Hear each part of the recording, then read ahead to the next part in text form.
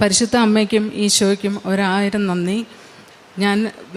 എൻ്റെ പേര് ലിൻസി ബാബു. ഞാൻ പുത്തൻകുരിശിൽ നിന്ന് വരുന്നു. യാക്കോബായ സഭയിൽപ്പെട്ട ആളാണ് ഞാൻ. എനിക്ക് കത്തോലിക്ക വിശ്വാസം അധികം അറിയില്ലായിരുന്നു. ഇവിടെ വന്ന് ഉടമ്പടി എടുത്ത് പ്രാർത്ഥിച്ചതിന് ശേഷം കൊന്തയെല്ലാനും എല്ലാം ഞാൻ പഠിച്ചു.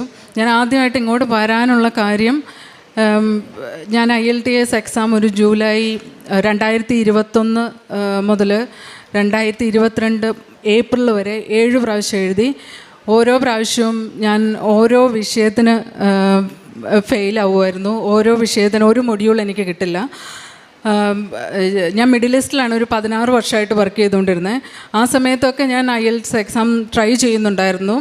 പക്ഷേ എനിക്ക് അത് കണ്ടിന്യൂവേഷൻ ഇല്ലായിരുന്നു. പക്ഷേ ഈ ജൂലൈ 2021 മുതൽ 2022 ഏപ്രിൽ വരെ ഞാൻ തുടർച്ചയായിട്ട് 7 പ്രാവശ്യം എഴുതി. കാരണം എനിക്ക് ജോലി റിസൈൻ ചെയ്തേണ്ടതായ ഒരു സാഹചര്യം വന്നു. അപ്പം അങ്ങനെ ഞാൻ നാട്ടിലേക്ക് വന്ന് എനിക്ക് ജോലി ഇല്ലാതിരിക്കാൻ പറ്റത്തില്ല. അതുകൊണ്ട് പുറത്തേക്ക് എവിടെയെങ്കിലും പോകാം എന്നുള്ളൊരു ആഗ്രഹത്തോടു കൂടി UK പോകാനാണ് ആഗ്രഹിച്ചത്. ഞാൻ കാനഡയ്ക്ക് വേണ്ടിയിട്ട് 2018 രജിസ്റ്റർ ചെയ്ത് വെച്ചിട്ടിരുന്നു. പക്ഷേ കോവിഡ് മൂലം അതെനിക്ക് പ്രോസസ്സിങ് ലേറ്റ് ആയിപ്പോയി. എനിക്ക് അത് റെഡി ആവാതെ വന്നു. അങ്ങനെ ഞാൻ മൂന്നാമത്തെ പ്രാവശ്യം നാട്ടിൽ വന്ന് മൂന്നാമത്തെ പ്രാവശ്യം IELTS എഴുതിയപ്പോഴും മൂന്നാമത്തെ പ്രാവശ്യവും ഒരു മൊഡ്യൂളിന് എനിക്ക് കിട്ടാതെ വന്നു കഴിഞ്ഞപ്പം ഞാൻ കർത്താവിനോട് ചോദിച്ചു, കർത്താവേ ഇനി ഞാൻ എന്ത് ചെയ്യും? അപ്പോൾ എനിക്ക് കൃപാസനത്തെ പറ്റി ഓർമ്മ വന്നു. മുമ്പ് ഞാൻ ഒരുപാട് പ്രാവശ്യം കൃപാസനത്തെ പറ്റി കേട്ടിട്ടുണ്ടെങ്കിലും ഇങ്ങോട്ട് വരാനോ ഇവിടെ ഉടമ്പടി എടുക്കാനോ എനിക്ക് അതിനെക്കുറിച്ച് എന്താണെന്ന് അറിയത്തില്ല. ഞാൻ അന്വേഷിച്ചിട്ടുമില്ല, എനിക്ക് താല്പര്യമില്ലായിരുന്നു. പക്ഷേ അന്ന് ഞാൻ അതിനു മുമ്പ് വിശുദ്ധ അന്തോണീസിൻ്റെ പള്ളിയിൽ പോയപ്പോൾ എനിക്കൊരു അമ്മച്ചി അവിടുത്തെ പത്രം തന്നായിരുന്നു. അപ്പം ഞാൻ പെട്ടെന്ന് കൃപാസനത്തെ പറ്റി എനിക്ക് ഓർമ്മ വരികയും ഈ പത്രം ഞാൻ എടുത്ത് നോക്കുകയും ചെയ്തു.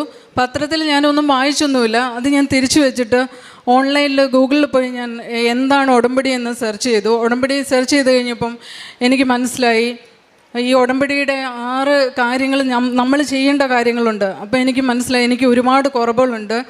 ഞാൻ എന്നിൽ ഒരുപാട് വ്യത്യാസങ്ങൾ വരേണ്ടതുണ്ട്. ഞാൻ എത്ര പ്രാർത്ഥിച്ചാലും എൻ്റെ കാര്യങ്ങൾ നടക്കാത്തതിൻ്റെ കാര്യം എന്നിലുള്ള കുറവുകളാണെന്ന് എനിക്ക് മനസ്സിലായി. എനിക്ക് ഒരാളോട്, എന്നെ ദ്രോഹിച്ച ഒരാളോട് ക്ഷമിക്കുക എന്നുള്ളത് വളരെ പ്രയാസപ്പെട്ട ഒരു കാര്യമായിരുന്നു.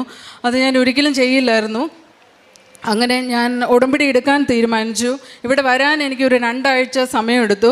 അപ്പം ഞാൻ 3ാമത് എക്സാം എഴുതി എന്ന് പറഞ്ഞല്ലോ, അതിന് 2 എക്സാമും ഞാൻ ഈ ഒരു മൊഡ്യൂൾ പോയത് റീവാലുവേഷന് കൊടുത്തായിരുന്നു. പക്ഷേ എനിക്ക് കിട്ടിയില്ല. അപ്പം 3ാമത്തെ എക്സാം റീവാലുവേഷന് കൊടുക്കാമെന്ന് ഞാൻ തീരുമാനിച്ച് എനിക്ക് റൈറ്റിങ്ങിനായിരുന്നു പോയത്. അപ്പോൾ റൈറ്റിങ്ങിൻ്റെ എസ്സേ ഞാൻ 2 IELTSൻ്റെ ടീച്ചേഴ്സിന് അതിൻ്റെ ഇൻട്രൊഡക്ഷൻ മാത്രം എഴുതി കൊടുത്തപ്പോൾ അവരെന്നോട് പറഞ്ഞു കൊടുത്തിട്ട് കാര്യമില്ല, കിട്ടില്ല, അതുകൊണ്ട് കൊടുക്കണ്ടെന്ന് പറഞ്ഞു. അപ്പം ഞാൻ അത് കൊടുക്കാതെ മാറ്റി വെച്ചു. വീണ്ടും ഒരു എക്സാമും കൂടെ എഴുതാമെന്ന് തീരുമാനിച്ചു. അങ്ങനെ ഇരിക്കുമ്പോഴാണ് ഞാൻ ഇവിടെ വന്നത്. ഇവിടെ വന്ന് ഉടമ്പടി എടുത്ത് കഴിഞ്ഞ് കഴിഞ്ഞപ്പം എൻ്റെ മനസ്സിനൊരു ഉറപ്പ് വന്നു, എന്തായാലും ഞാൻ എക്സാം പാസ്സാവും, ഞാൻ പോകുമെന്ന് ഞാൻ തീരുമാനിച്ചു. ഞാൻ തീരുമാനിച്ചല്ല, മാതാവിനെ അനുഗ്രഹിക്കുമെന്ന് എനിക്ക് മനസ്സിലായി. എൻ്റെ മനസ്സിലൊരു ഉറപ്പ് തന്നു. അങ്ങനെ ഞാൻ വീട്ടിൽ പോയി കുമ്പസാരിച്ച് കുർബാന സ്വീകരിച്ച് ഉടമ്പടി പ്രാർത്ഥന ചൊല്ലാൻ ആരംഭിച്ചു. അപ്പം ആദ്യത്തെ ധ്യാനം ഞാൻ മെയ് 24 2022 മെയ് 24 അച്ഛൻ്റെ ആദ്യത്തെ ധ്യാനം ഞാൻ കൂടുവാണ്. ആ കൂടുന്ന സമയത്ത് എൻ്റെ മനസ്സിലൂടെ പല ചിന്തകളും കടന്നു പോകുന്നുണ്ട്. ഞാനിങ്ങനെ ഇനി ഇപ്പം എൻ്റെ കസിൻസും എൻ്റെ റിലേറ്റീവ്സും എല്ലാവരും എന്നാ പോകുന്നത്, എങ്ങനെയാണ്, എന്താണ്, ജോലിയില്ലാതെ വെറുതെ ഇരിക്കുവാണോ, ഇങ്ങനെയൊക്കെ ചോദിക്കുമ്പോൾ എനിക്ക് ഭയങ്കര മാനസിക പ്രയാസമായിരുന്നു. അപ്പം ഞാനിങ്ങനെ മനസ്സ് ചിന്തിക്കുക, ഇനി ഞാനൊരു എക്സാം എഴുതാനും എക്സാം ഡേറ്റ് കിട്ടാനൊക്കെ കുറേ താമസം എടുക്കും. അപ്പോൾ എക്സാം എഴുതി റിസൾട്ട് വന്ന് എനിക്ക് പോകാൻ ഒരുപാട് താമസം എടുക്കും. അപ്പോൾ എൻ്റെ അമ്മയുടെ അനിയത്തിൻ്റെ മക്കളൊക്കെ ഓസ്ട്രേലിയയിലും അയർലൻഡിലുമൊക്കെയാണ്. അപ്പോൾ അവർ വെക്കേഷൻ വരുന്നുണ്ട്. അപ്പോൾ അവരൊക്കെ ചോദിക്കും. അപ്പം ഞാൻ എന്ത് മറുപടി പറയും എന്നിങ്ങനെ ഞാൻ ചിന്തിച്ചുകൊണ്ടിരിക്കുമ്പോൾ എൻ്റെ ചെവിയിൽ ആരോ പറയുവാണ്, നീ എഴുതി വെച്ചിരിക്കുന്ന എക്സാം റീവാലുവേഷന് കൊടുക്കാൻ. 1 പ്രാവശ്യം കേട്ടു, 2 പ്രാവശ്യം കേട്ടു. ഞാൻ 3ാമത്തെ പ്രാവശ്യം കേട്ട് കഴിഞ്ഞപ്പം ഞാൻ ധ്യാനം കംപ്ലീറ്റ് ചെയ്തു. അതിനുശേഷം ഞാൻ പിറ്റേ ദിവസം രാവിലെ പ്രഭാത പ്രാർത്ഥനയ്ക്ക് ശേഷം ഞാൻ എൻ്റെ IELTSൻ്റെ റിസൾട്ട് എടുത്ത് നോക്കി. ഇനി ഡേറ്റ് കഴിഞ്ഞു പോയി, 6 ആഴ്ച വരെയാണ് നമുക്ക് റീവാലുവേഷൻ കൊടുക്കാൻ പറ്റുള്ളൂ. അപ്പം ഞാൻ ഈ പേപ്പർ എടുത്ത് നോക്കിയപ്പം 5 ആഴ്ചയും 2 ദിവസമായി. അപ്പം ഞാൻ എന്തായാലും ആരോടും പറഞ്ഞില്ല, റീവാലുവേഷന് സബ്മിറ്റ് ചെയ്തു. സബ്മിറ്റ് ചെയ്ത് കഴിഞ്ഞ് കഴിഞ്ഞിട്ട് ഇപ്പം ഞാനിപ്പോൾ എപ്പോഴും ഇവിടുത്തെ സാക്ഷ്യങ്ങൾ കേൾക്കുമായിരുന്നു. അപ്പം ഞാനൊരു ചേച്ചിയുടെ സാക്ഷ്യം കേട്ടു, പേരൊന്നും എനിക്ക് ഓർമ്മയില്ല. ആ ചേച്ചി ഇവിടെ വന്ന് മാതാവിൻ്റെ ഗ്രോട്ടോയിൽ സ്പർശിച്ച് പ്രാർത്ഥിച്ച് കഴിഞ്ഞ് കഴിഞ്ഞപ്പം പുള്ളിക്കാരിയുടെ ഗവൺമെൻറ് ജോലിയായിരുന്നു പുള്ളിക്കാരിക്ക്. ട്രാൻസ്ഫർ വന്നത് മാറിക്കിട്ടി. അതും ജോയിൻ ചെയ്യാൻ ചെന്നപ്പോൾ തിരിച്ച് പഴയ സ്ഥലത്തേക്ക് പോയി ജോയിൻ ചെയ്തോളാൻ പറഞ്ഞിട്ട് ഒരു സാക്ഷ്യം ഞാൻ കേട്ടു. അപ്പം ഞാൻ വിചാരിച്ചു ഇവിടെ വന്ന് ഞാൻ മാതാവിൻ്റെ അടുത്ത് പറയണം, എൻ്റെ റീവാലുവേഷന് കൊടുത്ത പേപ്പർ മാതാവ് കറക്റ്റ് ചെയ്യണമെന്ന് പറയണമെന്ന് എനിക്ക് തോന്നി. അങ്ങനെ ഞാൻ ബസ്സിൽ കയറി ഇവിടെ വരാൻ തോന്നി. ആദ്യത്തെ പ്രാവശ്യം ഞാൻ ഉടമ്പടി എടുക്കാൻ വന്നപ്പം എൻ്റെ കസിൻ എന്നെ കാറിൽ കൊണ്ടുവരുമായിരുന്നു. എനിക്ക് 16 വർഷമായിട്ട് ഞാൻ ദുബായിലായിരുന്ന കാരണം എനിക്കിവിടുത്തെ വഴിയും കാര്യങ്ങളും ഒന്നും അത്ര നിശ്ചയമില്ലായിരുന്നു. ചേർത്തലയ്ക്ക് വരണം എന്നാണ് ഞാൻ വിചാരിച്ചിരുന്നത്. കാരണം എനിക്ക് ആലപ്പുഴയാണ് പള്ളി എന്നുള്ള കാര്യം കൃത്യമായിട്ട് അറിയില്ലായിരുന്നു. അപ്പം ഞാൻ വീട്ടിൽ നിന്ന് പോകുന്നു. ഞാൻ എൻ്റെ അറിയാവുന്ന 1-2 പേരോടൊക്കെ ഞാൻ ചോദിച്ചായിരുന്നു എൻ്റെ കൂടെ ആരെങ്കിലും വരുമോ എന്ന് ചോദിച്ചപ്പം ആർക്കും വരാൻ താല്പര്യമില്ലായിരുന്നു. എന്തായാലും എനിക്ക് വരേണ്ടിയത് കാരണം ഞാൻ തന്നെ പോകുന്നു. പോന വഴിക്ക് ഞാൻ ബസ്സിൽ കയറിയപ്പം ഒരു ചേച്ചിയോട് ഇതിനെക്കുറിച്ച് പറഞ്ഞു കഴിഞ്ഞപ്പം പുള്ളിക്കാരി എന്നോട് പറഞ്ഞു, ചേർത്തലയ്ക്കല്ല പോകേണ്ടത്, ആലപ്പുഴയ്ക്കാണ് പോകേണ്ടത് കൃപാസനത്തിൽ പോവുകയാണെങ്കിൽ എന്ന് പറഞ്ഞു. അങ്ങനെ ഞാൻ വൈറ്റിൽ ഇറങ്ങിയാൽ മതി എന്ന് പറഞ്ഞു. പക്ഷേ വൈറ്റിൽ എവിടെയാണ് ഇറങ്ങേണ്ടതെന്നുള്ളത് എനിക്ക് അത്ര നിശ്ചയം പോരായിരുന്നു. പക്ഷേ ഞാൻ ചോദിച്ചും പറഞ്ഞും ഒക്കെ വൈറ്റിൽ ഇറങ്ങി ഞാൻ ബസ് സ്റ്റോപ്പിൽ നിൽക്കുമ്പം ഞാനിങ്ങനെ അപ്പം ആ ചേച്ചി എന്നോട് പറഞ്ഞായിരുന്നു, പ്രൈവറ്റ് ബസ്സിൽ പോയാൽ മതി, ഇഷ്ടംപോലെ പ്രൈവറ്റ് ബസ് വൈറ്റിലേന്നുണ്ട് എന്ന് പറഞ്ഞു. അപ്പം ഞാൻ ഇച്ചിരി അങ്ങ് മാറി, ബസ്സൊക്കെ ബസ് സ്റ്റോപ്പിൻ്റെ അവിടെ വന്ന് നിർത്തണ കാരണം ഇച്ചിരി അങ്ങ് മാറി വന്ന് നിൽക്കുമായിരുന്നു. അപ്പം നല്ല പൊടിയും ഇതുമൊക്കെ ഉണ്ടായിരുന്നു. അപ്പോൾ ഒരു സ്ത്രീ എൻ്റെ അടുത്ത് വന്നിട്ട് എൻ്റെ അടുത്ത് ചോദിച്ചു, ചെവിയിൽ ചോദിച്ചു, എവിടെ പോവാന്ന് ചോദിച്ചു. അപ്പം ഞാൻ പറഞ്ഞു ആലപ്പുഴയ്ക്ക് പോവുക. അപ്പം എന്നോട് പറഞ്ഞു പ്രൈവറ്റ് ബസ്സിൽ കയറണ്ട, പ്രൈവറ്റ് ബസ് ഒത്തിരി ചുറ്റുവളഞ്ഞാണ് പോകുന്നത്, അങ്ങനെ ട്രാൻസ്പോർട്ട് ബസ് വരും ആലപ്പുഴയ്ക്കുള്ള, അതിനകത്ത് കയറിയാൽ മതിയെന്ന്. ഞാൻ അവരോട് പറഞ്ഞിട്ടില്ല ഞാൻ പ്രൈവറ്റ് ബസ്സിൽ കയറാൻ നിൽക്കുവാന്ന്. പക്ഷേ അവരെന്നോട് ഇങ്ങനെ പറഞ്ഞു. ഓക്കെ, അത് കഴിഞ്ഞ് കുറച്ച് നേരം എൻ്റെ കൂടെ തന്നെ നിൽക്കുന്നുണ്ട്. അത് കഴിഞ്ഞ് എൻ്റെ കൈ പിടിച്ച് എന്നെ ബസ് സ്റ്റോപ്പിലേക്ക് വിളിച്ചുകൊണ്ട് വന്ന് പറഞ്ഞു എന്നോട്, ഇവിടെ നിന്ന് കഴിഞ്ഞാൽ അപ്പടി പൊടിയടിക്കും, നമുക്ക് ബസ് സ്റ്റോപ്പിൻ്റെ അകത്ത് പോയി നിൽക്കാം എന്ന് പറഞ്ഞിട്ട് ബസ് സ്റ്റോപ്പിൻ്റെ അകത്ത് കൊണ്ടുവന്ന് എന്നെ നിർത്തി. അത് കഴിഞ്ഞിട്ട് അവിടെ നിന്ന് ട്രാൻസ്പോർട്ട് ബസ് വന്ന് ഇപ്പോൾ ആദ്യം പുള്ളിക്കാരി ഈ ഫസ്റ്റ് ലൈനിൽ ബസ് ഇങ്ങനെ നിർത്തിയിട്ടേക്കണ കാരണം സെക്കൻഡ് ലൈനിൽ കൂടെ ഈ ട്രാൻസ്പോർട്ട് ബസ് വരുന്നത്. അപ്പോൾ നമ്മൾ കൈ നീട്ടിയില്ലെങ്കിൽ അവർ നിർത്തത്തില്ല. ഇപ്പോൾ പുള്ളിക്കാരി എൻ്റെ കൈ പിടിച്ചുകൊണ്ട് പോയി റോഡിൻ്റെ നടുക്കേട്ട് പോയിട്ട് കൈ നീട്ടി. അപ്പോൾ അതൊരു AC ബസ്സായിരുന്നു. അപ്പോൾ ഞാൻ വിചാരിച്ചു ഞാൻ മാതാവിൻ്റെ അടുത്ത് പോകുമല്ലേ, ഇച്ചിരി കഷ്ടപ്പെട്ട് പോവാം, AC ബസ്സിൽ കയറണ്ടെന്ന് വിചാരിച്ചിട്ട് ഞാൻ അതിനകത്ത് കയറാതെ നിന്നു. അപ്പോൾ പുള്ളിക്കാരി എന്നോട് ചോദിച്ചു കയറുന്നില്ലേ? അപ്പം ഞാൻ പറഞ്ഞു ഇല്ല കയറുന്നില്ല. അപ്പം ഞാൻ നോക്കിയപ്പം എനിക്കിവിടെ അന്ന് അച്ഛൻ്റെ ധ്യാനം ചൊവ്വാഴ്ച ദിവസം നടക്കുന്ന ദിവസം. അപ്പോൾ എനിക്ക് 11:30 ഓൺലൈനിൽ വരുന്നത്. അപ്പോൾ ആ സമയത്ത് ധ്യാനം തുടങ്ങുമെന്നാണ് ഞാൻ മനസ്സിൽ ചിന്തിച്ചുകൊണ്ടിരിക്കുന്നത്. ഞാൻ നോക്കിയപ്പോൾ 9 മണിയായിട്ടുള്ളൂ, 8:50 ആയിട്ടുള്ളൂ. എനിക്കിഷ്ടംപോലെ സമയമുണ്ട്, ഇനിയും ഞാൻ പതുക്കെ പോയാൽ മതിയല്ലോ എന്ന് ഓർത്ത് ചിന്തിച്ചുകൊണ്ട് നിൽക്കുമ്പം ഈ സ്ത്രീ എന്നോട് പറയുവാണ്, ഞാനപ്പോൾ അവരോട് എന്തെങ്കിലും ചോദിക്കണ്ടേന്ന് വിചാരിച്ച് ഞാൻ ഇവരെ ശ്രദ്ധിക്കുന്നില്ല, കൊന്തയില്ലിക്കൊണ്ടിരിക്കുക, ചോദിക്കണ്ടേന്ന് വിചാരിച്ച് ഞാൻ ഇവരോട് ചോദിച്ചു എന്താ എവിടെ പോവാന്ന് ചോദിച്ചു. അപ്പോൾ എന്നോട് പറഞ്ഞു എൻ്റെ തറവാട് വീട് ചേർത്തലയാണ്, ഞാൻ അവിടെ ഒരു ഫംഗ്ഷന് വേണ്ടി പോവാന്ന് പറഞ്ഞു. അപ്പോൾ ഞാൻ ഇവരെ പെട്ടെന്ന് നോക്കിയപ്പം ഇവരുടെ ഡ്രസ്സെല്ലാം ഒരു എന്താ പറയുന്നത്, സാധാരണ നമ്മൾ വീട്ടിലിടുന്ന പോലത്തെ ഒരു ഡ്രസ്സാണ്. ഈ ഡ്രസ്സ് ഇട്ടാണ്ടാണ് ഇവർ ഫംഗ്ഷന് പോകുന്നതെന്ന് ഞാൻ മനസ്സിൽ ചിന്തിച്ചു. ഞാൻ അവരോടൊന്നും ചോദിച്ചില്ല, ഒന്നും സംസാരിച്ചില്ല. അപ്പോൾ കുറച്ച് നേരം കഴിഞ്ഞപ്പോൾ ഇവർ പറയുകയാണ്, അയ്യോ ബസ് വരുന്നില്ലല്ലോ, ഫംഗ്ഷൻ വൈകും എന്ന് പറഞ്ഞുകൊണ്ടിരിക്കുക. അത് കഴിഞ്ഞിട്ട് വീണ്ടും അടുത്തൊരു ബസ് വന്നു, ഒരു ഫാസ്റ്റ് പാസഞ്ചറായിരുന്നു. വീണ്ടും ഇവരെൻ്റെ കൈ പിടിച്ച് നടുക്കേട്ട് കൊണ്ടുപോയി കൈ കാണിച്ചു, ബസ് കുറച്ചങ്ങ് മാറി നിർത്തി. അപ്പം ഞാൻ ഓടിപ്പോയി ബസ്സിൽ കയറി. ഞാൻ തിരിഞ്ഞു നോക്കിയപ്പോൾ ഇവർ കയറിയിട്ടില്ല, ഇവരെ എനിക്ക് കാണാനുമില്ല അവിടെ. എനിക്ക് ഉറപ്പാണ് അത് മാതാവായിരുന്നു എൻ്റെ അടുത്ത് വന്നത്, എന്നെ സഹായിച്ചതെന്ന് എനിക്ക് ഉറപ്പാണ്. ഞാൻ ഇവിടെ വന്നു കഴിഞ്ഞപ്പം, ഇവിടെ കൃപാസനത്തിൽ ഞാൻ വന്നു കഴിഞ്ഞപ്പം ഓൾറെഡി ധ്യാനം തുടങ്ങിയിട്ട് 1 മണിക്കൂറായിരുന്നു. അപ്പം അവർ പറഞ്ഞ് ഫംഗ്ഷൻ തുടങ്ങാറായി എന്ന് പറഞ്ഞത് തീർച്ചയായിട്ടും ഇവിടെ ധ്യാനം തുടങ്ങുന്ന കാര്യമാണെന്ന് എനിക്കിവിടെ വന്നിറങ്ങിയപ്പോഴാണ് മനസ്സിലായത്. അത് കഴിഞ്ഞ് ഞാൻ ഇവിടെ വന്ന് മാതാവിനോട് പറഞ്ഞിട്ട് പോയി എൻ്റെ കാര്യങ്ങൾ. മാതാവ് പോയി റിവാലുവേഷൻ ചെയ്താലാണ് എനിക്ക് ഇത് പാസ്സായി കിട്ടത്തുള്ളൂ, അല്ലാതെ ഞാൻ എഴുതിയത് വെച്ച് എനിക്ക് ഒരിക്കലും ഇത് പാസ്സാവാൻ പറ്റത്തില്ലെന്ന് ഞാൻ മാതാവിനോട് പറഞ്ഞു. ഞാൻ തിരിച്ച് ചെന്നു. ഒരു ഫ്രൈഡേ ഞാനിങ്ങനെ പ്രാർത്ഥിച്ച് ഇച്ചിരി ഒരു ഉറക്കം വന്നപ്പോൾ ഉച്ചയ്ക്ക് ജസ്റ്റ് ഒന്ന് മയങ്ങിപ്പോയി. ഒരു 3 മണി കഴിഞ്ഞ സമയത്ത് ഒന്ന് മയങ്ങി ഒരു 15 മിനിറ്റ് തികച്ചും മയങ്ങുമെന്ന് എനിക്കറിയത്തില്ല. ഞാനൊരു സ്വപ്നം കാണുവാണ്. ഈശോ ഞാൻ കിടക്കുന്നതിൻ്റെ ഓപ്പോസിറ്റ് കുരിശി തറച്ച് കിടന്ന് എന്നെ ദയനീയമായി എന്നെ നോക്കുന്നത് ഞാൻ കണ്ടു. അപ്പോൾ ഈശോയുടെ കൈകൾ നമ്മളിതുവരെ കണ്ടിട്ടില്ലാത്ത ഒരു ഈശോയുടെ രൂപമായിരുന്നു. അതിന് താടി മീശ അങ്ങനെയൊന്നുമില്ല. അപ്പം ഞാനിങ്ങനെ ചിന്തിക്കുകയാണ്, ഇങ്ങനെ ഒരു ഈശോയെ ഞാൻ കണ്ടിട്ടില്ലല്ലോ. അപ്പം ഈശോയുടെ തിരുഹൃദയം ഈശോയുടെ കുരിശ് തറച്ച് വെച്ചേക്കുന്ന കൈകളിലും കാലുകളിലും ഇങ്ങനെ കത്തി നിൽക്കുന്നുണ്ട്. അത് കഴിഞ്ഞ് ഞാൻ കണ്ണു തുറന്നു. പിറ്റേ ദിവസം ഞാൻ പള്ളിയിൽ പോയപ്പോൾ, ഞങ്ങളുടെ പള്ളി സെൻറ്റ് മേരീസ് ചർച്ചാണ്, അവിടെ മാതാവ് ഈശോയെ എടുത്ത് നിൽക്കുന്ന ഒരു ഫോട്ടോയാണ്.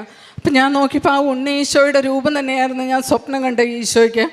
ഞാൻ ഒരിക്കലും പള്ളിയിൽ പോയി ആ ഉണ്ണീശോയെ നോക്കാറില്ല. ഈശോയെ, മാതാവിനെ മാത്രമേ നോക്കി പ്രാർത്ഥിക്കാറുള്ളൂ.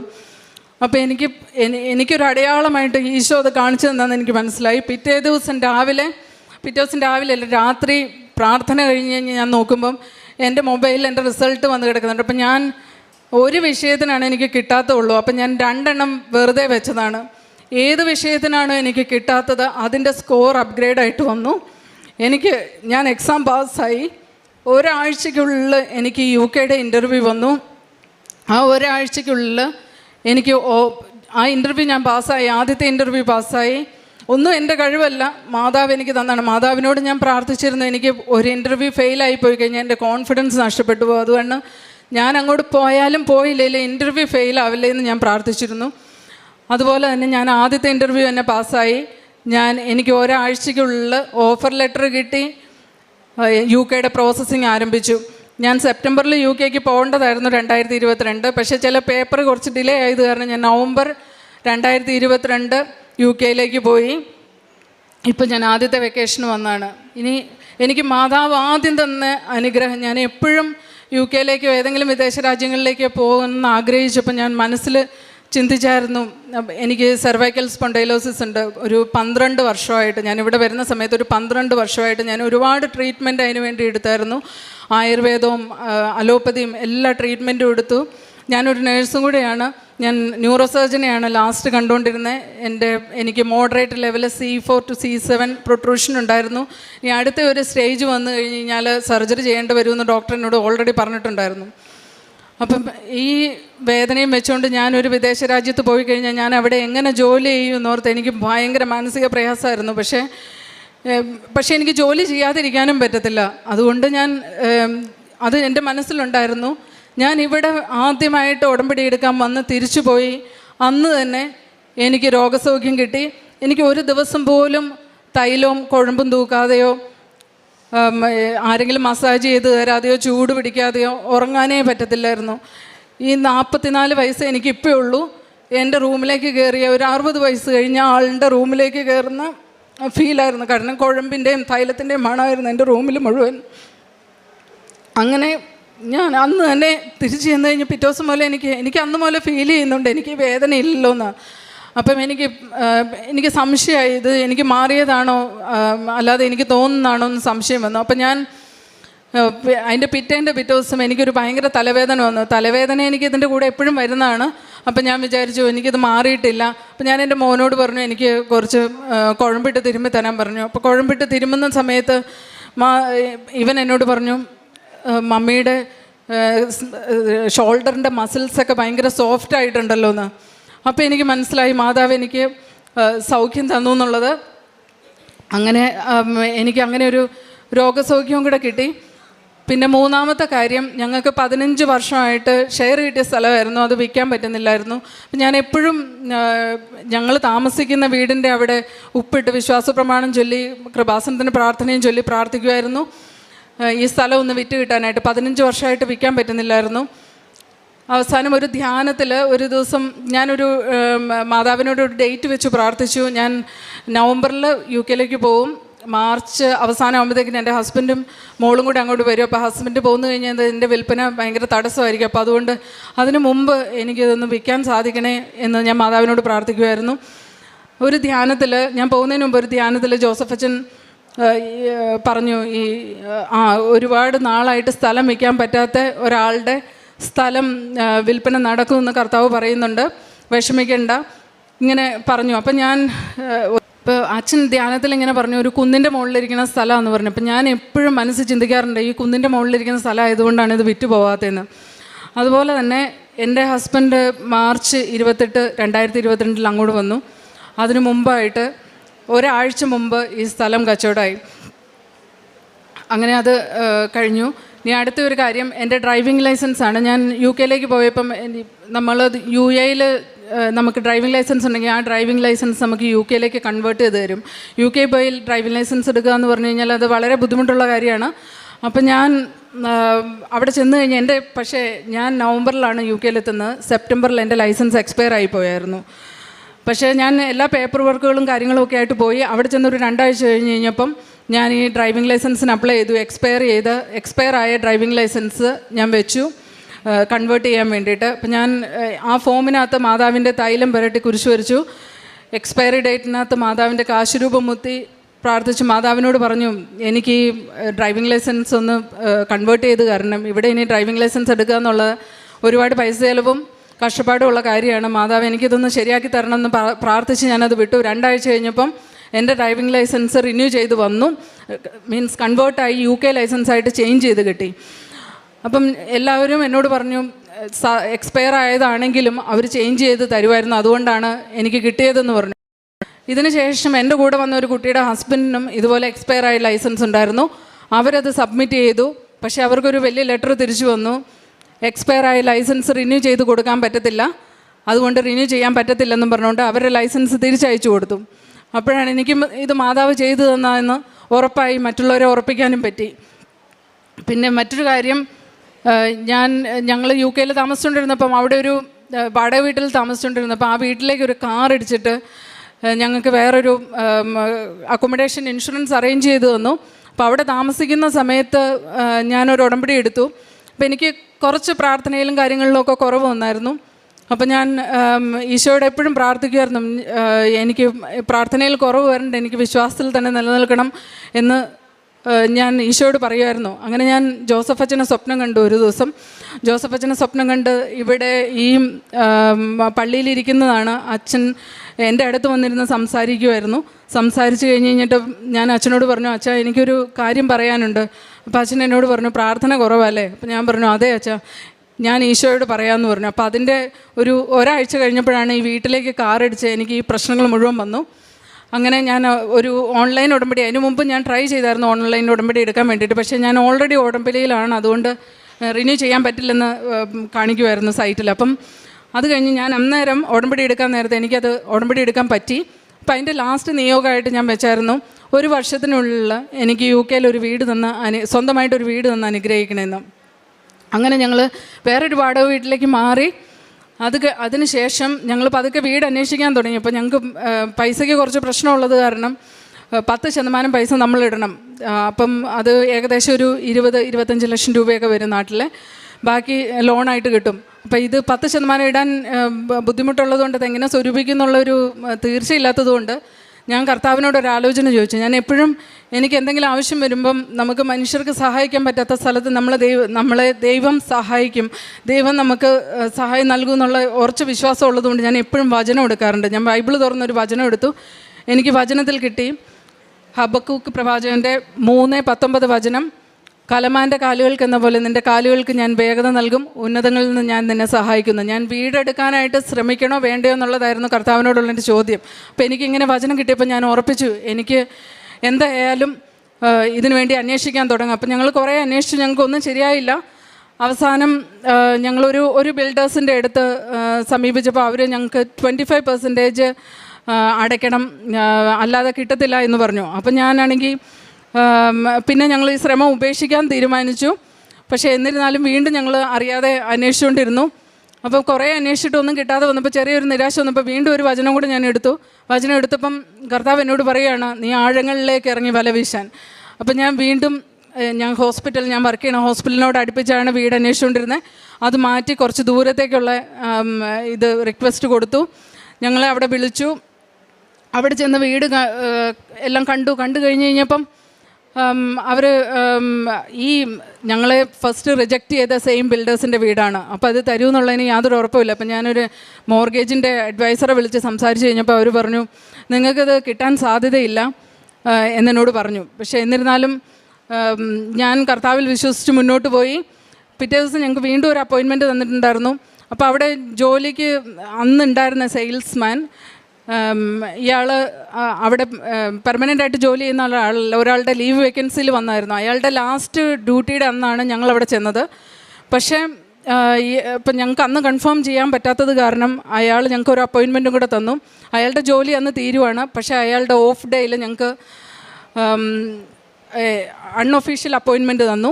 അങ്ങനെ ഞങ്ങൾ അന്ന് ചെന്ന് കഴിഞ്ഞപ്പം ഇയാൾ ഞങ്ങൾക്ക് വേണ്ടിയിട്ടുള്ള എല്ലാ കാര്യങ്ങളും 10%-ലല്ല 5% ഞങ്ങൾ അടച്ചാൽ മതി, 5% ബിൽഡർ ഇടും, ബാക്കി 90% ലോൺ കിട്ടും എന്നുള്ള രീതിയിൽ ഞങ്ങൾക്കെല്ലാം റെഡിയാക്കി വെച്ചേക്കും. അപ്പോഴെനിക്ക് വിശ്വാസമില്ല ഇത് കിട്ടുമോ ഇല്ലയോ. കാരണം ഞാൻ തലേദിവസം മോർഗേജ് അഡ്വൈസറോട് സംസാരിച്ചപ്പം അവരത് തരത്തില്ലെന്ന് പറഞ്ഞായിരുന്നു.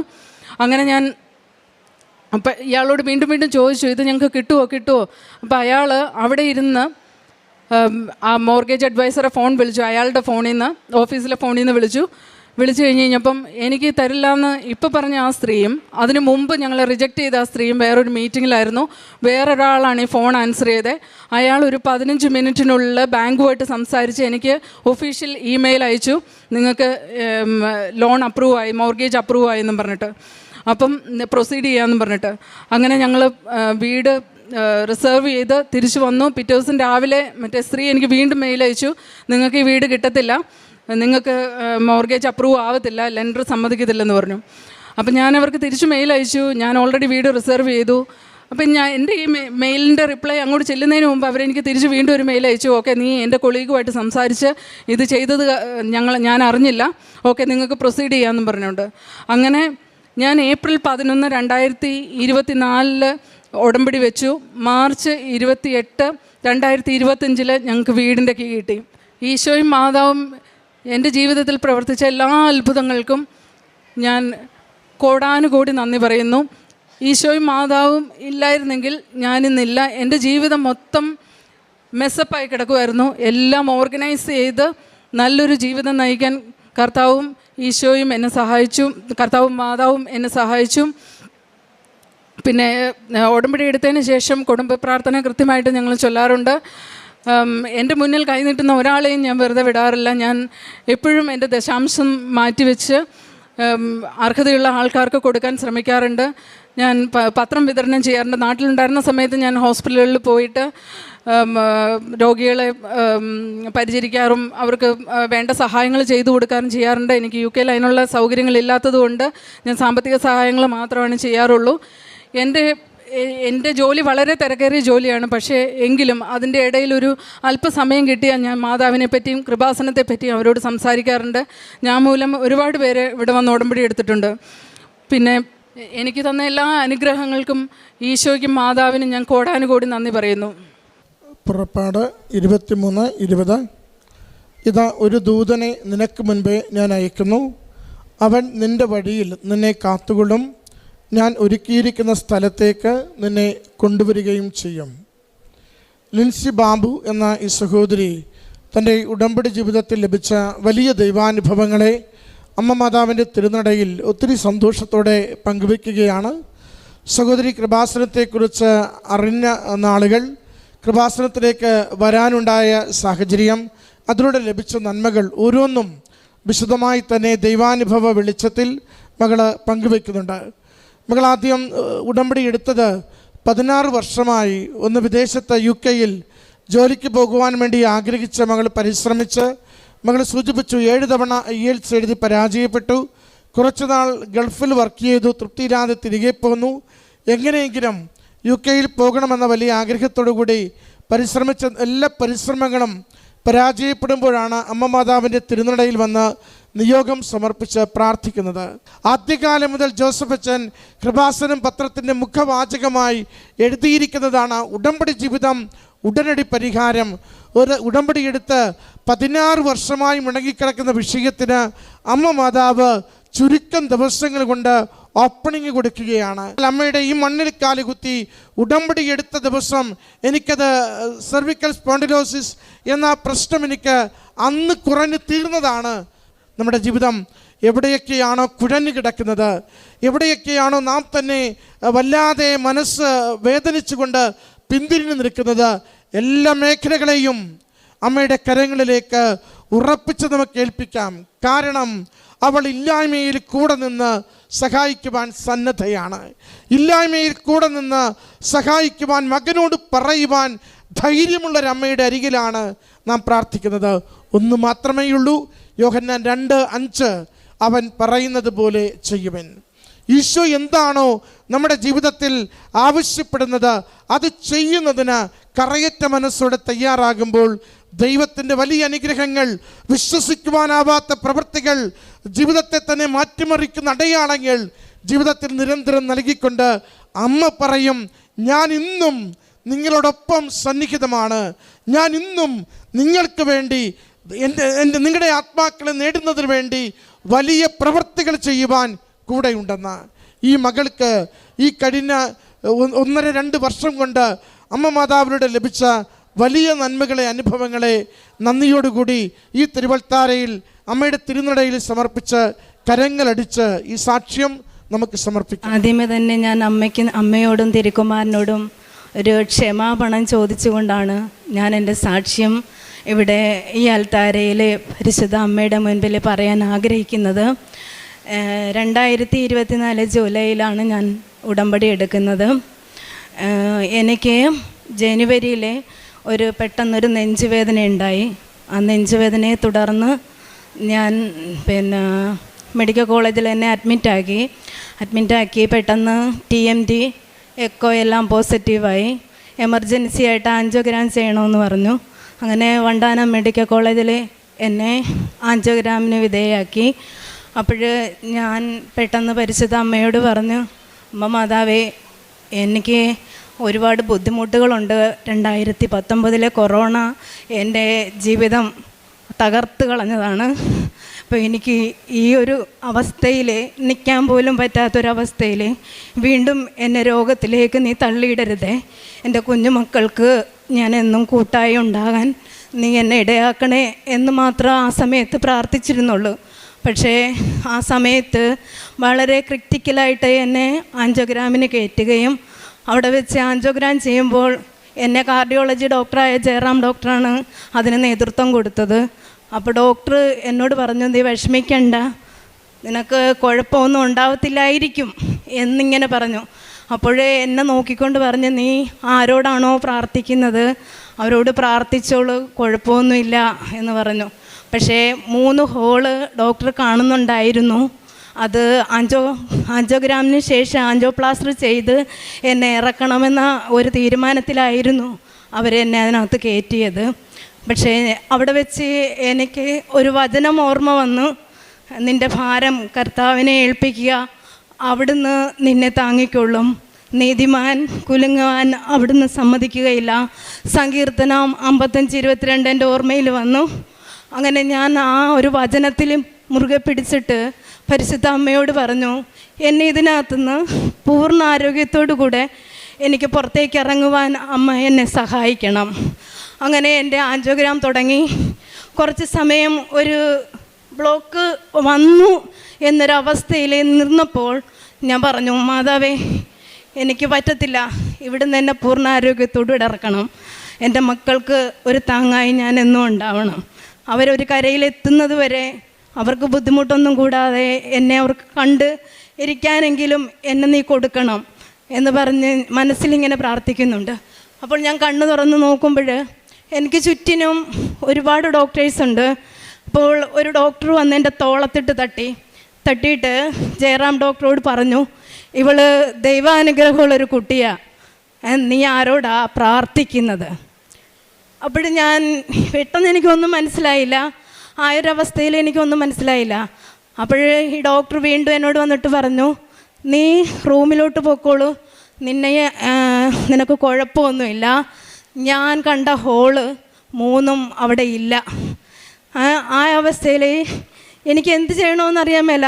എൻ്റെ കണ്ണുനീര് അവിടെ കൂടി ഒഴുകിയപ്പോൾ ഡോക്ടർ എൻ്റെ കണ്ണുനീർ തുടച്ചിട്ട് പറഞ്ഞു, ഇതെൻ്റെ കരമല്ല, നീ വിശ്വസിക്കുന്ന ഏത് ദൈവമാണോ ആ ദൈവമാണ് നിൻ്റെ കണ്ണുനീർ തുടച്ചത്.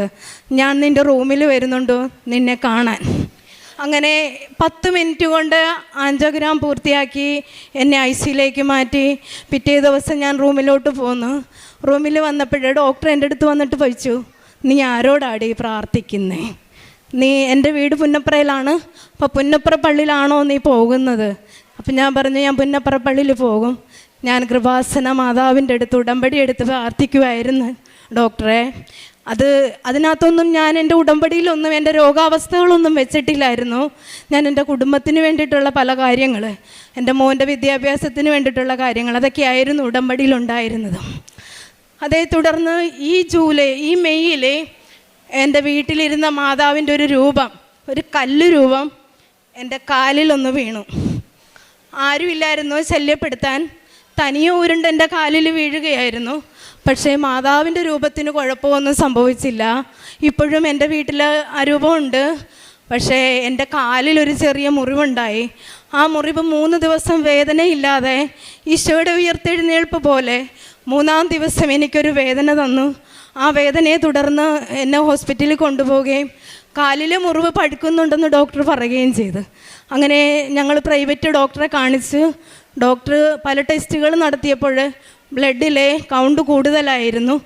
അപ്പോൾ മെഡിസിൻ എടുക്കണമെന്ന് പറഞ്ഞ് ആൻറ്റിബയോട്ടിക് സ്റ്റാർട്ട് ചെയ്ത് അത് കഴിച്ചുകൊണ്ടിരിക്കുമ്പോൾ വീണ്ടും കാലിൽ പഴുപ്പ് വരാൻ തുടങ്ങി. 14 വർഷമായിട്ട് എനിക്ക് ഷുഗറുണ്ട്. ഷുഗറുള്ളത് കൊണ്ട് കാല് പഴുക്കുന്നത് കൊണ്ടും വളരെയധികം ആകുലതയുണ്ടായിരുന്നു.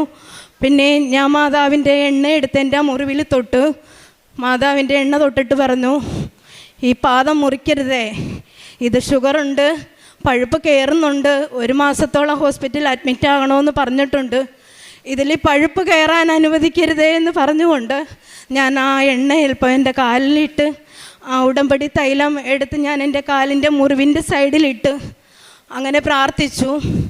അത് കഴിഞ്ഞപ്പോൾ ഡോക്ടറിൻ്റെ വീട്ടിൽ ചെന്നപ്പോൾ ഡോക്ടർ പറഞ്ഞു, ഡോക്ടർ ചേർത്തല മെഡിക്കൽ കോളേജിലെ ഡോക്ടറായിരുന്നു. അപ്പോൾ എൻ്റെ വീടിൻ്റെ അടുത്താണ് ഡോക്ടറിൻ്റെ വീടും. അങ്ങനെ ഡോക്ടർ വർക്ക് ചെയ്യുന്നത് അവിടെ ആയതുകൊണ്ട് എന്നെ അവിടെ അഡ്മിറ്റ് ആക്കണമെന്ന് പറഞ്ഞു. അങ്ങനെ ചേർത്തലയിൽ പോയി അവിടെ അഡ്മിറ്റായി. പിറ്റേ ദിവസം ഡോക്ടർ എന്നെ കാണാൻ വന്നു. എനിക്ക് ഡോക്ടർ ഒരു ഗുളിക കുറിച്ച് തന്നു. ആ ഗുളിക കഴിച്ചതിന് ശേഷം പെട്ടെന്ന് എനിക്കൊരു ചുമയുണ്ടായി. ആ ചുമയെ തുടർന്ന് ശ്വാസം കിട്ടാതായപ്പോൾ എൻ്റെ BP കൂടി. അങ്ങനെ പെട്ടെന്ന് മോൻ ഓടിച്ചെന്ന് നേഴ്സിനോട് പറഞ്ഞ് എൻ്റെ അമ്മച്ചിക്ക് വയ്യ, വന്ന് നോക്കണമെന്ന് പറഞ്ഞു. അങ്ങനെ വന്ന് നോക്കുമ്പോൾ എൻ്റെ ശ്വാസം എടുക്കാൻ പറ്റാത്ത അവസ്ഥയിൽ എൻ്റെ ഓക്സിജൻ ലെവൽ താന്നുകൊണ്ടിരിക്കുകയാണ്. പെട്ടെന്നൊരു ഛർദിൽ, അങ്ങനെ മൊത്തത്തിൽ എൻ്റെ ജീവൻ അപകടത്തിലാകുന്ന ഒരവസ്ഥയിലൂടെ കടന്നുപോയ സമയത്ത് അവിടെ നിന്ന് ഞാൻ പറഞ്ഞു, മാതാവേ, നീ എനിക്കൊരു വേദന തീരും മുമ്പ് മറ്റൊന്ന് വന്നു കഴിയുകയാണല്ലോ എൻ്റെ ജീവിതത്തിൽ, ഇതിനകത്തുനിന്ന് എനിക്കൊരു മോചനമില്ലേ എന്ന് ഞാൻ ചോദിച്ചു. അപ്പോൾ എനിക്ക് വേദന തന്നത് മാതാവാണെങ്കിൽ ആ വേദന അമ്മ മാതാവ് തന്നെ എടുത്തു മാറ്റണം എന്ന് ഞാൻ മാതാവിനോട് എൻ്റെ മനസ്സിൽ ഇങ്ങനെ പറയുകയുണ്ടായി. 40 ദിവസത്തെ ഉപവാസം ഞാൻ എടുത്ത് പ്രാർത്ഥിച്ചുകൊണ്ടിരിക്കുമ്പോൾ എനിക്ക് ഈ കാലിലെ മുറിവ് തുടർന്ന് ഹോസ്പിറ്റലിൽ ഇങ്ങനെ വയ്യാതായപ്പോൾ ഞാൻ ചെന്നപ്പോൾ ഡോക്ടർ മോനോട് പറയുന്നത്, അമ്മയെ ഇവിടെ നോക്കാൻ പറ്റത്തില്ല, അമ്മയെ പെട്ടെന്ന് മെഡിക്കൽ കോളേജിലോട്ട് മാറ്റണം, അതുകൊണ്ട് ഞങ്ങൾ ചീട്ടെഴുതുവാണ് എന്ന് പറഞ്ഞ് മോൻ്റെ അടുത്ത് ഒരു കാര്യവും പറയാതെ അവർ ചീട്ടെഴുതുമായിരുന്നു. പെട്ടെന്ന് തന്നെ വണ്ടാനം മെഡിക്കൽ കോളേജിൽ കൊണ്ടുവന്ന് 5 ദിവസം ഓക്സിജൻ ഇട്ടുകൊണ്ട് എനിക്ക് കിടക്കേണ്ടി വന്നു. 5ാമത്തെ ദിവസം പെട്ടെന്ന് വയറ്റിനകത്തൊരു വേദന വന്ന് ആ വേദനയെ തുടർന്ന് മെഡിസിനിലായിരുന്നു എന്നെ അഡ്മിറ്റാക്കിയത്. ആ വേദനയെ തുടർന്ന് പെട്ടെന്ന് വയറ് സ്കാൻ ചെയ്യണമെന്ന് പറഞ്ഞു. സ്കാൻ ചെയ്തപ്പോൾ 5 മുഴയുണ്ടെന്ന് പറഞ്ഞു. 5 എണ്ണത്തിൽ 1 യൂട്രസിൻ്റെ പുറത്തേക്ക് തള്ളി നിൽക്കുകയാണ്. അത് കാർഡിയോളജി ഡോക്ടറിൻ്റെ സമ്മതത്തോടു കൂടിയേ സർജറി ചെയ്യാൻ പറ്റുള്ളൂ, അല്ലാതെ സർജറിക്ക് സാധ്യതയില്ല എന്ന് പറഞ്ഞു. അങ്ങനെ എന്നെ 3 ദിവസം അവിടെ അഡ്മിറ്റ് ആക്കിയതിന് ശേഷം എൻ്റെ ഓക്സിജൻ ലെവലെല്ലാം നേരെയായതിന് ശേഷം എന്നോട് പറഞ്ഞു, നിങ്ങൾ ഗൈനക്കിൽ കാണിച്ച് ഇത് സർജറി ചെയ്യണമെന്ന് പറഞ്ഞു. അങ്ങനെ ഗൈനക്കിൽ കാണിച്ചപ്പോഴാണ് അവർ പറയുന്നത്, ഇത് സർജറി ചെയ്യണമെങ്കിൽ കാർഡിയോളജി ഡോക്ടർ സമ്മതിക്കാതെ ഞങ്ങൾക്കൊന്നും ചെയ്യാൻ പറ്റത്തില്ല. നിങ്ങൾ മെഡിസിൻ എടുക്കുന്ന ആളല്ലേ, ആ മെഡിസിൻ സ്റ്റോപ്പ് ചെയ്യാൻ പറ്റത്തില്ല. ഹൃദയത്തിലേക്കുള്ള രക്തഓട്ടം വളരെ കുറവായതിനാലാണ് നിങ്ങൾക്ക് ആ മെഡിസിൻ എഴുതിയിരിക്കുന്നത്, അത് നിർത്തലാക്കാനായിട്ട് പറ്റത്തില്ല. അങ്ങനെ ഞാൻ കാർഡിയോളജി ഡോക്ടറെ കണ്ട് ഈ വിവരങ്ങളൊക്കെ പറഞ്ഞപ്പോൾ ഡോക്ടർ പറഞ്ഞു, ഞാൻ മരിച്ചാലും ഒപ്പിട്ട് തരത്തില്ല. ഞാൻ വല്ലാത്തൊരു സങ്കടത്തിലായപ്പോൾ ഞാൻ മാതാവിനോട് പ്രാർത്ഥിച്ചു, മാതാവേ, നീ എന്നെ ഇവിടം വരെയൊക്കെ എത്തിച്ചിട്ട് വീണ്ടും വീണ്ടും എനിക്ക് ഈ ഹോസ്പിറ്റലിൽ കയറി ഇറങ്ങി നടക്കാനാണോ യോഗം? ഇതിനകത്തുനിന്നൊരു മോചനം എനിക്ക് വേണം, എന്തെങ്കിലും ചെയ്തേ പറ്റത്തുള്ളൂ. അങ്ങനെ ഞാൻ വീട്ടിലിരുന്നപ്പോൾ പെട്ടെന്ന് എൻ്റെ മനസ്സിലെ ഈ തേൻ കുപ്പി ഇരിക്കുന്ന കണ്ടപ്പോൾ ഞാൻ ഓർത്തു, ഇച്ചിരി തേൻ എടുത്ത് കുടിച്ചാലോ എന്ന് വിചാരിച്ചു. ഞാൻ ആ തേൻ കുപ്പിക്കകത്തുനിന്ന് വിശ്വാസപ്രമാണം മനസ്സിൽ ചൊല്ലിക്കൊണ്ട് ആ തേനിനകത്തുനിന്ന് ഒരു തുള്ളി തേൻ എൻ്റെ നാവിലിറ്റിച്ചു ഞാൻ കഴിച്ചു. കാരണം ഷുഗർ ഉള്ളതുകൊണ്ട് ഒരുപാട് മധുരമൊന്നും ചെല്ലാൻ പാടില്ലാത്തതുകൊണ്ട്, എന്നാലും ഞാനത് കഴിച്ചപ്പോൾ വീണ്ടും ഡോക്ടറെ കാണിക്കാനായിട്ട് ചെന്നപ്പോൾ അവർ പറഞ്ഞു, യൂട്രസിൽ ഈ മുഴ തള്ളി നിൽക്കുന്ന കൊണ്ട് ബ്ലീഡിംഗ് ഉണ്ട്, അത് ഉള്ളിൽ നല്ല ബ്ലീഡിംഗ് ഉണ്ട്, അതുകൊണ്ട് മെറീന എന്ന് പറയുന്ന ഒരു സംഭവം ഉള്ളിൽ നിക്ഷേപിക്കണം. അത് പുറത്തു നിന്ന് വാങ്ങിച്ചുകൊണ്ട് വരുവാണെങ്കിൽ അടുത്ത ദിവസം സർജറി ഓപ്പറേഷൻ തിയേറ്ററിൽ കയറ്റി ആണ് അതിടുന്നതെന്ന് പറഞ്ഞു. അങ്ങനെ ഞങ്ങളത് വാങ്ങിച്ചു. അത് കൊണ്ടുവന്നിട്ടെങ്കിലും ഡോക്ടർ എന്നോട് പറഞ്ഞിരുന്നു, 3 മാസം കൂടുമ്പോൾ സ്കാൻ എടുക്കണം, ഉള്ളിലെ മുഴ വളരുന്നുണ്ടോ എന്നറിയാൻ വേണ്ടിയാണ്. അങ്ങനെ ഇത് ഇട്ട് കഴിഞ്ഞ ശേഷം ഒക്ടോബറിലായിരുന്നു അത് ഇട്ടത്. അതിനുശേഷം ഞാൻ നമ്മുടെ ഈസ്റ്ററുമായിട്ട് ബന്ധപ്പെട്ടുള്ള നോയമ്പ് കാലത്ത് ഞാൻ 40 നോയമ്പ് എടുക്കാൻ സ്വന്തമായിട്ട് അങ്ങ് തീരുമാനിച്ചു. മെഡിസിൻ എടുക്കുന്ന ആളാണ്, ഷുഗറിന് ഇൻസുലിൻ എടുക്കുന്ന ആളാണ്. അപ്പോഴേ എനിക്ക് ഭക്ഷണം അത് ഉപേക്ഷിക്കാനായിട്ട് പറ്റത്തില്ല.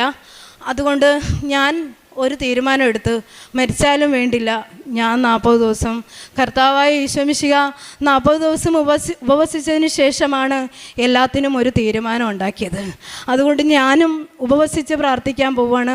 അങ്ങനെ എൻ്റെ വീടിനടുത്തുള്ള ഒരു നിത്യാരാധന ഉള്ള ദേവാലയത്തിൽ പോയി. ആ നിത്യാരാധനയിൽ രാവിലെ മുതൽ വൈകുന്നേരം ആ നിത്യാരാധന അടയ്ക്കുന്നത് 6 മണിക്കാണ്. ആ 6 മണി വരെ ഞാൻ അവിടെ ഇരുന്ന് ഉപവസിച്ച് പരിശുദ്ധ അമ്മയോടും തിരുക്കുമാരനോടും പ്രാർത്ഥിക്കുന്നതിനിടയിലൊന്നും എനിക്കൊരു ബുദ്ധിമുട്ടുകളൊന്നും ഉണ്ടായില്ല. ഭക്ഷണം കഴിക്കാത്തത് കൊണ്ടോ യാതൊരുവിധ കുഴപ്പങ്ങളും ഉണ്ടായില്ല. എൻ്റെ മക്കളും എൻ്റെ ഹസ്ബൻഡും പറഞ്ഞ്, ഉപവാസം എടുത്തപ്പോഴാണ് നിനക്ക് തടി കൂടിയതെന്ന് പറഞ്ഞ്. അപ്പോൾ ഭക്ഷണം ഇല്ലാത്തതിൻ്റെ ഒരു ബുദ്ധിമുട്ടും നിൻ്റെ മുഖത്തോ നിൻ്റെ ശരീരത്തിലോ കാണുന്നില്ല എന്ന് പറഞ്ഞ്. അങ്ങനെ ഇരിക്കുമ്പോൾ ഉപവാസമെല്ലാം കഴിഞ്ഞു, ഈസ്റ്റർ ആഘോഷമെല്ലാം കഴിഞ്ഞ് ഞാനിരിക്കുമ്പോൾ പെട്ടെന്ന് എനിക്കൊരു നടുവിന് വേദനയുണ്ടായി. ശക്തിയായ വേദന സഹിക്കാൻ പറ്റുന്നില്ല. അങ്ങനെ പെട്ടെന്ന് ഡോക്ടറെ കാണാൻ പോയി. അങ്ങനെ ഡോക്ടറെ അടുത്ത് ചെന്നപ്പോൾ ഡോക്ടർ പറയുവാണ്, നിന്നോട് 3 മാസം കൂടുമ്പോൾ സ്കാൻ എടുക്കണമെന്ന് പറഞ്ഞിട്ട് നീ എന്താ അത് ചെയ്യാത്തത്? അതുകൊണ്ട് ഇനി സ്കാൻ എടുത്തിട്ട് സംസാരിച്ചാൽ മതി. എങ്ങനെ സ്കാൻ എടുക്കാൻ എഴുതി തന്നു. ആ സ്കാൻ പെട്ടെന്ന് പോയി എടുത്തുകൊണ്ട് വന്ന് ഇന്ന് തന്നെ എന്നെ കാണിക്കണമെന്ന് പറഞ്ഞു. അങ്ങനെ ഞങ്ങൾ പോയി സ്കാൻ എടുത്ത് ഡോക്ടറെ കാണിച്ചു. പഴയ സ്കാൻ റിപ്പോർട്ട് കൊണ്ടുവരണമെന്ന് പറഞ്ഞു. അങ്ങനെ പഴയതും പുതിയതുമായിട്ട് ഞാൻ ചെല്ലുമ്പോൾ ഡോക്ടർ ഈ 2 റിസൾട്ടിലും മാറി മാറി നോക്കിയിട്ട് എൻ്റെ മുഖത്തേക്കൊന്ന് നോക്കിയപ്പോൾ ഞാൻ ചോദിച്ചു, എന്തുണ്ടെങ്കിലും എന്നോട് തുറന്നു പറയണം, എന്തായാലും എല്ലാം നേരിടാനുള്ള ഒരു മനസാന്നിധ്യം ഇപ്പം എനിക്കുണ്ട്, അതുകൊണ്ട് എന്നോട് തുറന്നു പറയണം എനിക്ക് എന്താണെന്ന്. അപ്പോൾ ഡോക്ടർ എന്നോട് പറയുക, ഷൈനി എന്നാണ് ആ ഡോക്ടറുടെ പേര്. ഡോക്ടർ എന്നോട് ചോദിക്കുക, നിനക്ക് എവിടെ ആ വേദന? ഞാൻ പറഞ്ഞു, എനിക്ക് നടുവിന് വേദന. വേദന വന്നത് ചിലപ്പോൾ ഇതില്ലാന്നറിയാനായിരിക്കും, അതുകൊണ്ട് നിൻ്റെ എൻ്റെ റിപ്പോർട്ട് ഞാനിവിടെ കൊണ്ടുവന്നിട്ടുണ്ട്. എൻ്റെ റിപ്പോർട്ടിൽ 5 മുഴയും കാണുന്നില്ല. 5 മുഴയും കാണുന്നില്ല. അപ്പോൾ ഞാൻ എന്നോട് ചോദിച്ചു, ഇതെന്ത് അത്ഭുതമാണെന്ന് ചോദിച്ചപ്പോൾ ഞാൻ ഒന്ന് ചിരിക്കുക മാത്രമേ ചെയ്തുള്ളൂ. ഡോക്ടറെ നോക്കി എനിക്കൊന്നും പറയാൻ പറ്റിയില്ല. എന്താ പറയേണ്ടതെന്ന് എനിക്കറിയില്ല. പുറത്തിറങ്ങിയപ്പോൾ എൻ്റെ ഹസ്ബൻഡ് പറഞ്ഞ്, മാതാവ് നിനക്ക് വേദന തന്നത്, ഒരു വേദന നിനക്ക് മാതാവ് തന്നുകൊണ്ടാണ് ഈ മുഴയുണ്ടെന്ന് അറിയിച്ചത്. അപ്പോൾ ആ മാതാവ് നിനക്ക് വേദന തന്നുകൊണ്ട് ഇത് ഞാനിങ്ങ് എടുക്കുക എന്ന് മാതാവ് നിനക്ക് കാണിച്ചു തന്നതാ. അതാണ് ഈ വേദന വന്നത്. ഈ വേദന ഇല്ലായിരുന്നെങ്കിൽ നമ്മൾ സ്കാൻ ചെയ്യാൻ പോകുമായിരുന്നോ? ഇല്ല. അപ്പോൾ ഈ വേദന വന്നത് നിൻ്റെ ഉള്ളിലുള്ള എല്ലാ ബുദ്ധിമുട്ടുകളും ഞാൻ എടുത്തു എന്ന് മാതാവ് നമ്മളെ ബോധ്യപ്പെടുത്തിയതാണ്. ഞാനും അതങ്ങനെ വിശ്വസിക്കുന്ന പരിശുദ്ധ അമ്മ എൻ്റെ ജീവിതത്തിലുടനീളം എന്നെ അനുഗ്രഹിച്ചുകൊണ്ടിരിക്കുവാണ്. ഒരുപാട് കരയുമ്പോഴും എൻ്റെ പിന്നിൽ എൻ്റെ കണ്ണുനീർ തുടച്ച് എൻ്റെ കാര്യങ്ങൾക്കൊരു പരിഹാരം കാണാൻ പരിശുദ്ധ അമ്മയും തിരുക്കുമാരനും എൻ്റെ ഇടത്തും വലത്തും ഉണ്ടെന്ന് ഞാൻ പൂർണ്ണമായിട്ട് വിശ്വസിക്കുന്നു. 2019 കൊറോണ എന്നെ കിടത്തിക്കളഞ്ഞ് മരണം എൻ്റെ മുന്നിൽ കണ്ട് ഞാൻ മരിച്ചു എന്നൊരു വാർത്ത എൻ്റെ നാട്ടിൽ വന്നു. അങ്ങനെ ഒരുപാട് വിഷമിച്ച് അവിടുന്ന് ഓരോ 2019 മുതൽ 24 വരെ ഓരോ ഹോസ്പിറ്റലിൽ കയറി ഇറങ്ങി എൻ്റെ ജീവിതം ഞാനിന്ന് കൃപാസന മാതാവിൻ്റെ മുന്നിൽ ഇന്നിങ്ങനെ ഈ അൽത്താരയിൽ ഇങ്ങനെ വന്ന് നിന്ന് സാക്ഷ്യം പറയുവാൻ എൻ്റെ ജീവനെ സംരക്ഷിച്ച എൻ്റെ പരിശുദ്ധമ്മയ്ക്കും തിരുക്കുമാരനും കോടാനുകോടി നന്ദി സമർപ്പിക്കുന്നു. പിന്നീട് ഞാൻ ഉടമ്പടിയിൽ വെച്ചൊരു കാര്യം ഉണ്ടായിരുന്നു. ആ കാര്യം എൻ്റെ ഹസ്ബൻഡിൻ്റെ വണ്ടിയുടെ ടെസ്റ്റായിരുന്നു. 6 വർഷമായിട്ട് അത് നടക്കുന്നില്ലായിരുന്നു. മാതാവിൻ്റെ ഉപ്പ് ഞാനിവിടുന്ന് ഉടമ്പടി എടുത്ത് കൊണ്ടുവന്ന് പ്രാർത്ഥിച്ച് വണ്ടിയിലിട്ടിട്ട് പറഞ്ഞു, മാതാവേ, ഈ വണ്ടി ഞങ്ങളുടെ ഉപജീവന മാർഗമാണ്. ഇത് ഒന്ന് പുനർനിർമ്മിച്ചെടുക്കുവാനുള്ള എല്ലാ സാഹചര്യങ്ങളും അമ്മ ഒരുക്കി തരണം. ആ മാസത്തിൽ തന്നെ എനിക്ക് അമ്മ അതിനുള്ള എല്ലാ വഴികളും ഒരുക്കി തന്ന് ആ വണ്ടി ഇന്ന് ഞാൻ മുമ്പ് കണ്ടതിനേക്കാൾ ഒരുപാട് മനോഹരമാണ്. അമ്മയുടെ ജപമാല അതിനകത്ത് ഞാൻ പ്രാർത്ഥിച്ചു. പണിത് തീർത്ത് ഞാൻ ഈ മുറ്റത്ത് കൊണ്ടുവന്ന ആ വണ്ടി വന്ന് പ്രാർത്ഥിച്ചു. വളരെ തിരക്കായതുകൊണ്ട് അച്ഛനെ പ്രാർത്ഥിക്കാൻ പറ്റിയില്ല. പരിശുദ്ധ അമ്മയുടെ ജപമാല വാങ്ങിച്ച് ഞാനും പ്രാർത്ഥിച്ചു. ഇന്നും ഇടയ്ക്കിടെ ഞാൻ ഉപ്പ് തളിച്ചാണ് ആ വാഹനം യാത്ര പോകുന്നത്.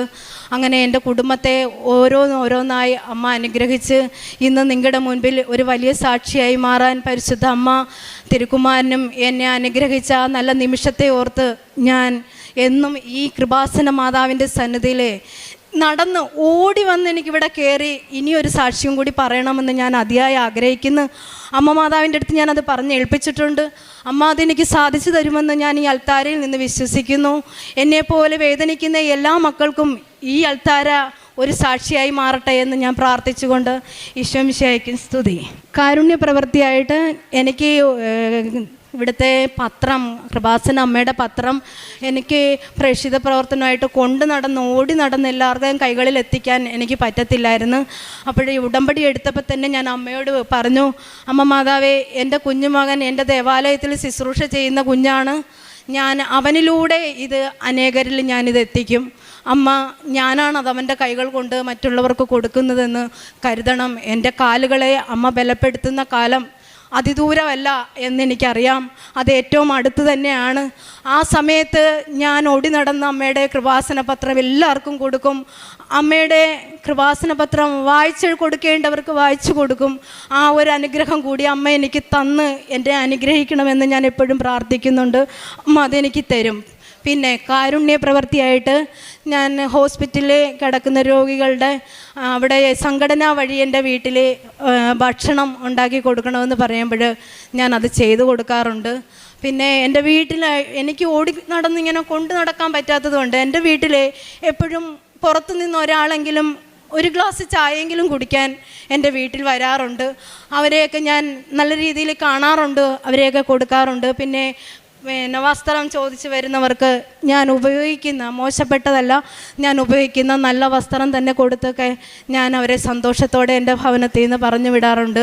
പുറത്ത് തിരുവനന്തപുരത്തു നിന്നും കൊല്ലത്തു നിന്നും ഒക്കെ പ്രായമായ അമ്മച്ചിമാർ താമസിക്കുന്ന ആ സ്ഥലത്തു നിന്നൊക്കെ വീടുകളിൽ ഓരോരുത്തർ ഓരോ സഹായം ചോദിച്ചു വരുമ്പോഴൊക്കെ എന്നേലാവുന്ന വിധത്തിൽ ഞാൻ അവരെ സഹായിക്കാറുണ്ട്. എല്ലാത്തിനും പരിശുദ്ധ അമ്മയോടും തിരുക്കുമാരനോടും ഈ കൃപാസന അൽത്താരയോടും ഞാൻ എന്നും എൻ്റെ മരണം വരെ എൻ്റെ കുടുംബവും ഞാനും ഈ ദേവാലയ മുറ്റത്ത് കടപ്പെട്ടവരായിട്ട് ജീവിക്കും. എന്നും ഈ അൽത്താരയുടെ മുന്നിൽ എളിയ ഹൃദയത്തോടെ എളിയ മനസ്സോടെ എന്നും വ്യാപരിക്കുമെന്നൊരു വാഗ്ദാനം പരിശുദ്ധ അമ്മയ്ക്ക് കൊടുത്തുകൊണ്ട് ഞാൻ എല്ലാവർക്കും നന്മ നേർന്നുകൊണ്ടും എല്ലാവരും ഇവിടെ ഇരിക്കുന്ന എല്ലാവരുടെയും പ്രാർത്ഥനയിൽ എന്നെയും എൻ്റെ കുടുംബത്തെയും ഓർക്കണമെന്നുള്ളൊരു അപേക്ഷയോട് കൂടി നിർത്തുന്നു. യോഹന്നാൻ 11:4 ഈ രോഗം മരണത്തിൽ അവസാനിക്കുവാനുള്ളതല്ല, പ്രത്യുത ദൈവത്തിൻ്റെ മഹത്വത്തിനും അതുവഴി ദൈവപുത്രൻ മഹത്വം പ്രാപിക്കുന്നതിനും വേണ്ടിയുള്ളതാണ്. ടെലിമ ജോസഫ് എന്ന ഈ സഹോദരി തൻ്റെ ഉടമ്പടി ജീവിതത്തിൻ്റെ വളരെ ഗൗരവമുള്ള 2 രോഗസൗഖ്യങ്ങളെയാണ് ഈ അൽത്താരയിൽ അമ്മയുടെ സംരക്ഷണയിൽ സാക്ഷ്യപ്പെടുത്തിയത്. സഹോദരി ആദ്യം സൂചിപ്പിച്ചത് ഹൃദയത്തിൽ 3 ബ്ലോക്കുകളുമായി അതിൻ്റെ ഓപ്പറേഷന് വിധേയയാവണം എന്ന് ഡോക്ടർമാർ പറയുകയും വളരെ ഹൈ റിസ്ക്കുള്ള ആ ഓപ്പറേഷൻ ചെയ്യണമെന്ന് ഡോക്ടർമാർ സഹോദരിയോട് ആവർത്തിച്ച് ആവശ്യപ്പെട്ട് അതിനുവേണ്ടി തയ്യാറായി ആശുപത്രിയിൽ ചെന്ന് വീണ്ടും ഒരു സ്കാനിങ് നടത്തുമ്പോൾ സഹോദരി പറയുന്നുണ്ട്, ആ നാളുകളിൽ മുഴുവനും ഉടമ്പടി കാശുരൂപവും ഉടമ്പടി തൈലം പൂശിയുള്ള പ്രാർത്ഥനയും അമ്മയിൽ പൂർണ്ണമായി ആശ്രയിച്ചുകൊണ്ട് എൻ്റെ ജീവനെ കാത്തുകൊള്ളണമേ എന്ന അമ്മയുടെ അരികിലുള്ള കണ്ണീരുള്ള പ്രാർത്ഥനയും കൊടുത്തിരുന്നു. അത് രണ്ടാമത് സ്കാനിങ്ങിന് ചെല്ലുമ്പോൾ ഡോക്ടർമാർ നോക്കി അത്ഭുതപ്പെട്ടത് 3 ബ്ലോക്കുകളും പൂർണ്ണമായി മാറിയിരിക്കുന്നു. പിന്നീട് അതുപോലെ തന്നെ തീവ്രമായി വന്ന മറ്റൊരു വിഷയം ഗർഭാശയത്തിലും അതിൻ്റെ പരിസരത്തുമായി വന്ന 5 മുഴകളാണ്. ചേച്ചി ഈ രോഗാവസ്ഥയിൽ ക്ലേശങ്ങളേറെയുള്ള ജീവിതത്തിൽ 40 ദിവസത്തെ ഉപവാസം പൂർണ്ണമായി സ്വീകരിക്കുവാനാണ് തീരുമാനിച്ചത്. എല്ലാവരും പറയുന്നുണ്ട് ഈ അനാരോഗ്യമുള്ള ജീവിതത്തിൽ അത് പറ്റില്ല, അത് ക്ലേശമുണ്ടാക്കുമെന്ന് പറയുമ്പോഴും അല്പം പോലും മനുഷ്യരുടെ വാക്കുകളിലല്ല ദൈവത്തിലുള്ള ആശ്രയത്വത്തിലാണ് എൻ്റെ ജീവിതമെന്ന് ഉറപ്പിച്ചുകൊണ്ട് ചേച്ചി ആ 40 ദിവസത്തെ ഉപവാസത്തിലേക്ക് പോകുന്നത്.